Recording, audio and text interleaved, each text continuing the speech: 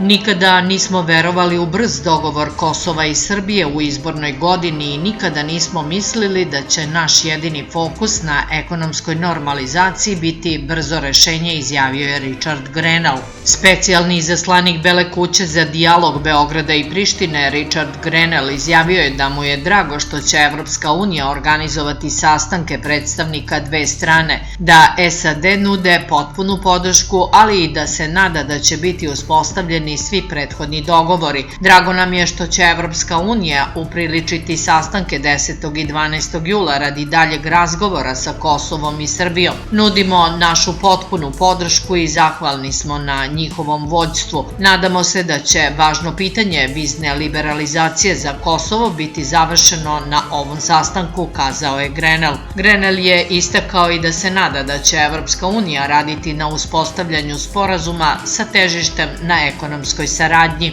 SAD su naporno radile kako bi istakle važnost normalizacije ekonomskih odnosa dve strane, jer verujemo da je to presudan prvi korak ovog dugoročnog političkog spora i nadamo se da će Evropljani realizovati prethodno dogovorene sporazume o aviosaobraćaju, železnici i drumskom saobraćaju kao glavni prioritet. Verujemo da su ovi sporazumi ključni za stvaranje radnih mesta i davanje nade mladima u regionu, istakao je Grenell. U javnosti se često može čuti komentar da SAD žure da reše pitanje Kosova pre predsjedničkih izbora koji će biti održani na jesen, a Grenell sada to kategorički demantuje. Nikada nismo verovali u brz dogovor Kosova i Srbije u izbornoj godini i nikada nismo mislili da će naš jedini fokus na ekonomskoj normalizaciji biti brzo rešen. Biće lakše suočiti se sa teškim i dugoročnim političkim pitanjima ako se prvo postigne napredak u ekonomskim pitanjima. Međunarodna zajednica mora da nastavi da isprobava nove i kreativne ideje ako ćemo ikada napredovati, rekao je Grenell.